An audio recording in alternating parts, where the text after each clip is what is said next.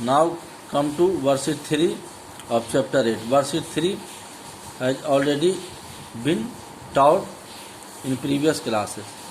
Now some questions of worksheet 3 will be discussed now. So now question number 2, some parts of question number 2 has already been discussed also. Question number 2 using long division method. देखिए यहाँ भी long division method है. किससे divide करना है? Binomial को. किसको divide करना है? पॉलिनोमियल को. किससे डिवाइड करना है? बाइनोमियल से. और चेक करना है. Question number 4 y cube minus 8 by y minus 2. अब देखिए वाई क्यू माइनस 8 को वाई माइनस 2 से डिवाइड. देखिए ये क्यूबिकल टर्म है. इसको क्या कहते हैं? क्यूबिकल पॉलिनोमियल, जिसका पावर 3 हो, 3 डिग्री का है क्यूबिकल पॉलिनोमियल. अब वाई माइनस 2 से डिवाइड करना है. तो देखिए वाई क्यू के बाद डायरेक्ट कांस्टेंट है. वाई न वाई स्क्वायर है, न वाई न 2 डिग्री है, न 1 डिग्री है. तो इस टाइप के क्वेश्चन में क्या करते हैं हम कि वाई क्यू के बाद वाई स्क्वायर नहीं है 2 डिग्री, तो अपने मन से क्या करते हैं? 0 वाई स्क्वायर. 0 वाई स्क्वायर मतलब क्या हो गया? 1 0. कोई मीनिंग नहीं है. केवल डिवीजन के प्रोसेस को आसान बनाने के लिए. फिर प्लस 3 डिग्री के बाद 2 डिग्री, 2 डिग्री के बाद फिर वाई का 1 डिग्री, तो यहाँ 0 वाई लेंगे. 0 वाई मतलब क्या? 0. तो इससे कोई फर्क नहीं पड़ता कि किसी भी पॉलिनोमियल में नंबर में 0 जोड़ें या घटाएं. अब -8 फिर लिख लेंगे. अब वाई माइनस 2 से डिवाइड करना. ये प्रोसेस को इजी बनाने के लिए. तो वाई क्यू माइनस 8 के जगह क्या लिखेंगे? Y cube plus 0 y square plus 0 y minus 8 y minus 2 यहाँ लिखेंगे. डिवाइड करना है जिससे. ये डिवीजर है, ये क्वोशेंट डिविडेंड है. अब कहिएगा सर 0 वाई स्क्वायर 0 वाई क्यों लिखे? क्या बोले हम? प्रोसेस को इजी बनाने. आप डायरेक्ट भी कर सकते हैं, कोई दिक्कत नहीं. अब देखिए तो y cube plus 0 y square plus 0 y minus 8. अब वाई माइनस 2 डिवाइड करेंगे. फर्स्ट टर्म क्या है? Y Q. वाई को कितना से मल्टीप्लाई करेंगे? वाई क्यू आएगा तो वाई स्क्वायर से. इसका मतलब कि क्वोशेंट का फर्स्ट टर्म क्या होगा? Y square. तो वाई यहाँ लेंगे, यहाँ लेंगे वाई, और यहाँ क्या हो जाएगा? Y square. तो वाई इंटू वाई स्क्वायर क्या होगा? Y cube. क्या बोले थे हम कि फर्स्ट टर्म आपका सेम होना चाहिए. इसके पहले भी बोले हैं, अभी भी बोले हैं, और फिर बाद में भी यही बोलेंगे कि फर्स्ट टर्म वाई क्यू है, तो इसके नीचे क्या आना चाहिए? Y cube. ये ध्यान दीजिए. साइन भी प्लस है तो यहाँ भी प्लस होना चाहिए. तो ये आपका जो है इसमें मेनली ध्यान रखना है कि फर्स्ट टर्म सेम हो. तो यहाँ y है तो वाई स्क्वायर लिए, तो y into y square y cube. अब देखिए जो डिवीजर है उसका सेकंड टर्म का भी तो यूज होना चाहिए ना. तो डिवीजर का सेकंड टर्म क्या है? -2. अब इस -2 को यहाँ जो कोसेंट का पहला टर्म लिए हैं फर्स्ट टर्म वाई स्क्वायर, तो इसे मल्टीप्लाई करने क्या जो -2 वाई स्क्वायर. तो -2 वाई स्क्वायर लिख दिए. तो देखिए ऊपर तो हम 0 वाई स्क्वायर अपने मन से लिखे हैं, नीचे भी आ गया -2 वाई स्क्वायर. अब देखिए यहाँ क्या है? प्लस है. नीचे वाला टर्म ऊपर से मतलब नहीं है. नीचे क्या? Plus y cube. तो प्लस है तो क्या बोले थे? साइन चेंज कर दीजिए, माइनस कर दीजिए. तो ये वाई क्यू और वाई क्यू कैंसिल हो गया. Y cube plus y cube नहीं रहा, माइनस वाई क्यू हो गया. अब ये क्या है? Plus 0 y square. यहाँ माइनस था, देखिए -2 इंटू वाई स्क्वायर -2. तो माइनस के बाद क्या हो गया? प्लस. साइन चेंज हो गया. तो 0 और +2 क्या होता है? 2. और वाई स्क्वायर 2 वाई स्क्वायर और प्लस फिर यहाँ 0 वाई कैरी करेंगे. अब देखिए फर्स्ट टर्म क्या है? 2 वाई स्क्वायर. तो वाई को कितना से मल्टीप्लाई करेंगे? तो 2 वाई स्क्वायर होगा. 2 वाई से यहाँ लिखेंगे plus 2 y. Y into 2 y, देखिए 2 वाई स्क्वायर आ गया तो प्लस 2 वाई हो गया, और -2 और प्लस 2 वाई. तो -2 को 2 वाई से इंटू करेंगे तो प्लस माइनस माइनस 2 2 जा 4 वाई. अब देखिए यहाँ प्लस है तो माइनस दिए, तो -2 वाई और -2 वाई. अब प्लस 2 वाई नहीं रहा है. Plus 2 square not will be applicable here. Here will be +2 है तो this will be -2 y square. तो 2 वाई स्क्वायर -2 वाई स्क्वायर क्या होगा? कैंसिल हो जाएगा. अब क्या है sir? 2 y square plus 2 y cancel कर दिया. नहीं, ये प्लस अब नीचे साइन चेंज होता है हर एक में. यही स्टेप. देखिए यहाँ भी प्लस था तो ये क्या हो गया था? माइनस हो गया था. यहाँ प्लस है तो माइनस हो जाएगा. तो ये +2 और -2 वाई स्क्वायर कैंसिल हो गया. अब ये 0 है, प्लस 0 वाई तो अपने मन से लिए हैं. यहाँ माइनस को प्लस करेंगे तो क्या हो जाएगा? 4. ये +4 हो गया. अब 0 तो 4 और वाई. 0 वाई का कोई सिग्निफिकेंस नहीं है. केवल लाइक टर्म को एक जगह मैंने लाइक टर्म जो है वाई उसको लाने के लिए हम यहाँ किए. फिर वाई -8 और वाई है यहाँ 4 वाई है. क्या लेंगे? वाई +4. यहाँ +4 लिखेंगे तो 4 इंटू वाई क्या हो गया? 4 वाई, और -2 इंटू 4 क्या हो जाएगा? -8. अब ये प्लस 4y है तो माइनस हो गया, माइनस है तो प्लस हो गया, तब लाइन खींचेंगे, ये ध्यान रखिएगा। 4y कैंसिल, -8 है, ये +8 कैंसिल, तो 0 आ गया, तो रिमाइंडर आ गया 0। कोसेंट क्या हो गया आपका y² + 2y + 4। चेक वैसे ही करते हैं, रिमाइंडर अगर 0 है तो डिविडेंड कितना है y³ -8, डिविडेंड है ना, है y³ -8, दिस इज डिविडेंड। तो divisor into quotient plus remainder equal to क्या होता है डिविडेंड। तो हम क्या निकालेंगे, divisor into quotient plus remainder निकालेंगे। तो divisor into quotient plus remainder क्या है 0, डिवीजर क्या है y -2 देखिए y -2, और क्वोशेंट क्या है y² + 2y + 4। अब मल्टीप्लाई करेंगे तो this is binomial, this is trinomial, तो मल्टीप्लाई करेंगे। तो जैसे ही मल्टीप्लाई करेंगे तो क्या होगा देखिए, अब ये बाइनोमियल टर्म है तो ये इसका फर्स्ट टर्म तीनों से करेंगे और फिर -2 को भी तीनों से करेंगे। तो पहले y को तीनों से कर लेते हैं, तीनों टर्म से। y को y² से क्या करेंगे y³, फिर y को 2y से तो प्लस 2y², फिर y को 4 से तो प्लस 4y, देखिए तीनों से हो गया। फिर -2y² तो -2y², फिर -2 को +2y से तो माइनस प्लस माइनस 2 का -4y, अब -2 × 4 क्या हो गया -8, अब इक्वल टू y³ + 2y², ये -2y² की एक जगह कर लिए, 2y² - 2y², फिर क्या प्लस 4y या -4y या -8, 2y² - 2y² कैंसिल हो गया, 4y - 4y कैंसिल हो गया, क्या हो गया y³ -8। अब y³ -8 है आपका क्या, देखिए यहाँ पर डिविडेंड है y³ -8, मतलब कि इक्वल टू क्या हो गया, ये डिविडेंड हो गया। तो divisor into quotient plus remainder किसके इक्वल हो गया, डिविडेंड के इक्वल हो गया, तो वेरीफाइड हो गया।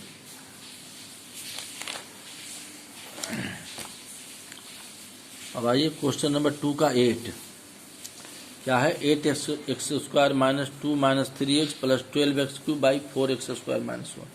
अब इसमें ध्यान दीजिए कि 8x² - 2 - 3x + 12x³।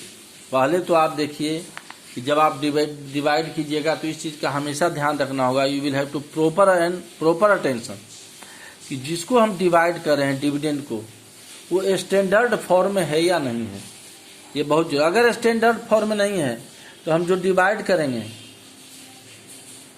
तो क्या होगा, बहुत बड़ी मुसीबत में पड़ जाएंगे, बहुत बड़ा डिफिकल्टी में हम पड़ जाएंगे और हमको बहुत ज़्यादा कठिनाई का सामना करना पड़ेगा।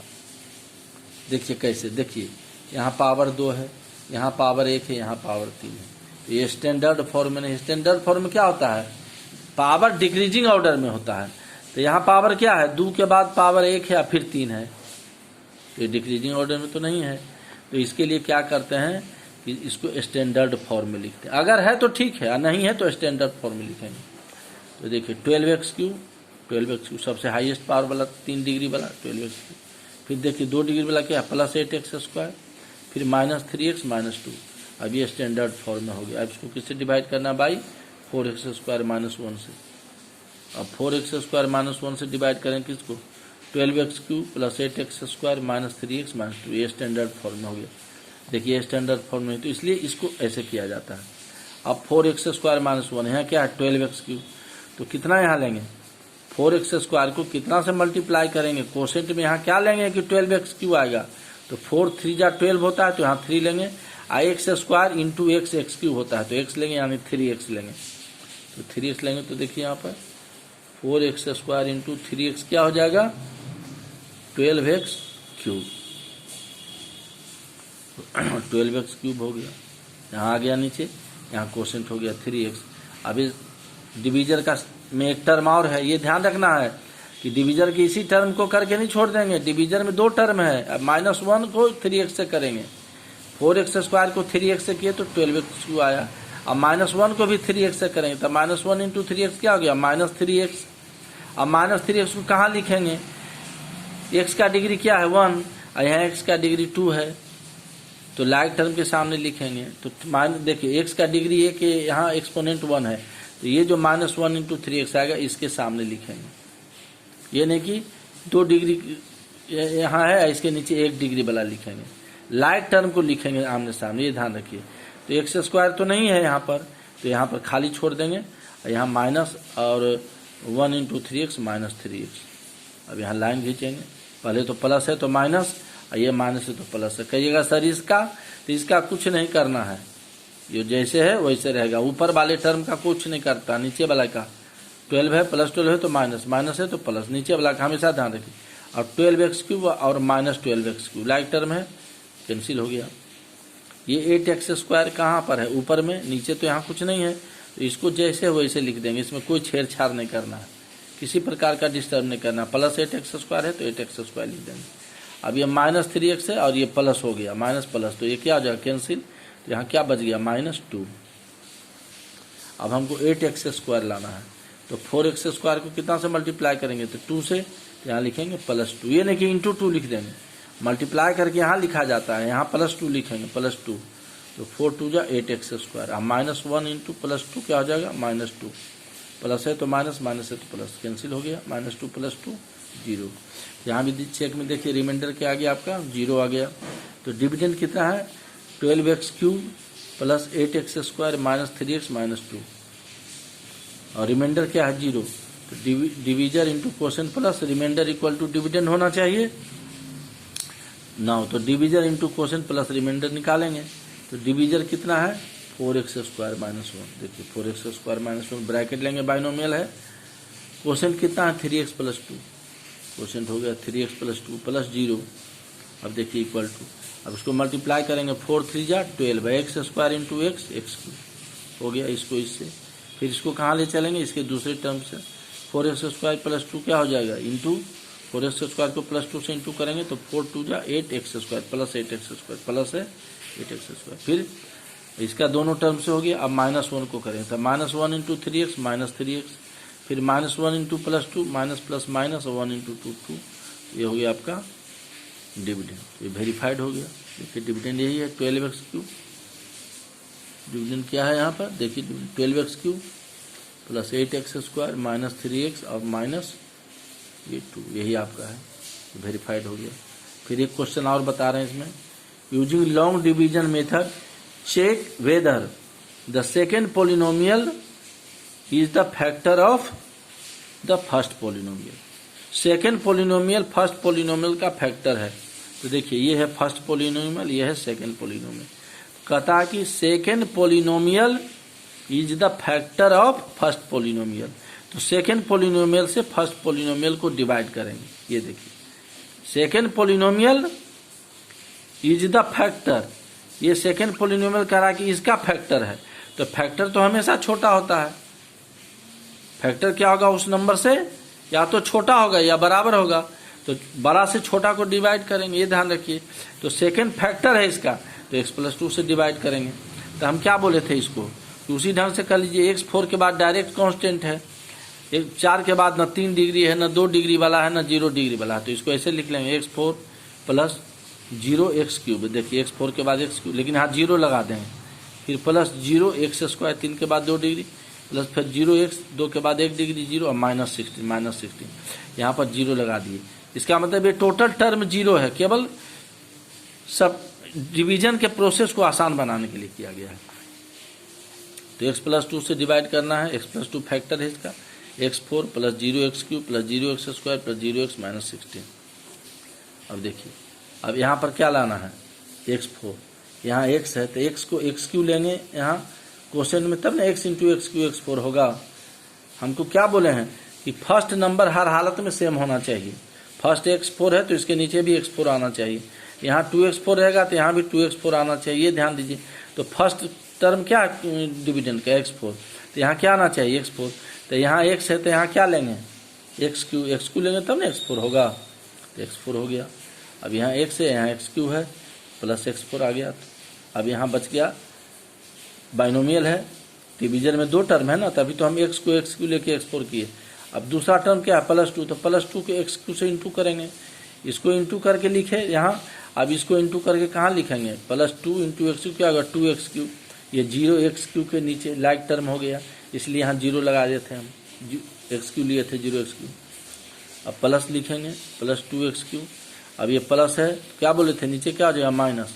अब ये +x⁴ न हो करके क्या हो गया? -x⁴। x⁴ और -x⁴ कैंसिल हो गया। अब ये 0x³ है, ये प्लस है तो माइनस हो गया, क्या हो जाएगा? 0x³ का तो कोई मीनिंग है नहीं, ये तो केवल हम प्रोसेस के चलते लिखे हैं। तो ये -2x³ यहाँ लिखेंगे और फिर प्लस यहाँ 0x²। अभी फर्स्ट टर्म क्या लाना है, -2x³। यहाँ क्या है x, तो x को कितना से मल्टीप्लाई करेंगे तो -2x³ आएगा। ये ध्यान दीजिए, यहाँ -2 लाना है, x यहाँ पर 1 है, यहाँ तो पहले -2 लिखेंगे, 1 × -2 और x है तो यहाँ x² लेंगे तो -2x² हो गया। तो -2x² को x से मल्टीप्लाई करेंगे तो -2x³ आ गया। हम क्या बोले थे कि नीचे वाला टर्म ऊपर वाला टर्म के सेम होना चाहिए, ऊपर -2x³ है तो नीचे भी -2x³ तो हो गया। अब आगे क्या लिखेंगे, तो ये +2 है और ये -2 है, तो इसको मल्टीप्लाई करेंगे तो प्लस इंटू माइनस माइनस और 2 2 या 4x², क्या लिखेंगे -4x²। अब ये ठीक सब साइन चेंज करेंगे, माइनस है तो प्लस, तो क्या हो गया -2x³ और +2x³। तो -2x³ और +2 ये तो घट जाएगा, कैंसिल हो जाएगा। अब ये +0x² है, आइए -4x², तो यहाँ क्या होगा साइन चेंज माइनस प्लस हो गया तो ये 4x² हो गया। -4x² ना होकर अब क्या हो गया +4x² यानी 4x²। यहाँ 4x² लिखेंगे, फिर +0x। अब इसको 4x² को हमको कैंसिल करना है तो एक से यहाँ पर क्या लेंगे +4x × x 4x², -2x² इसमें लिए। अब यहाँ लेंगे +4x, क्योंकि 4x है तो नीचे भी 4x² चाहिए। तो यहाँ x है तो +4x लेंगे तो 4x × x क्या हो जाएगा 4x²। अब +2 × 4x क्या हो जाएगा 8x, तो यहाँ लिख देंगे +8x। अब ये प्लस है तो माइनस हो गया, तो 4x² -4x² कैंसिल हो गया। अब ये प्लस है तो माइनस, तो क्या हो जाएगा 0 - 8, तो 0 - 8 क्या हो जाएगा -8x, x है तो x -8x, ये -16 देखिए यहाँ पर। अब फर्स्ट टर्म क्या है -8x, यहाँ x है, यहाँ क्या लेंगे -8 कोसेंट में, -8 × x क्या हो जाएगा -8x। और फिर ये सेकेंड टर्म +2 × -8, 2 को -8 से इंटू करेंगे तो -16।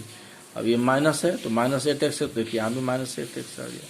ये दोनों टर्म सेम होना चाहिए, तो माइनस है तो प्लस हो गया, माइनस है तो प्लस हो गया। ये -8x है, -8x और +8x क्या हो जाता है 0, तो कैंसिल हो गया। -16 + 16 0, ये कैंसिल हो गया, तो रिमाइंडर क्या आ गया 0।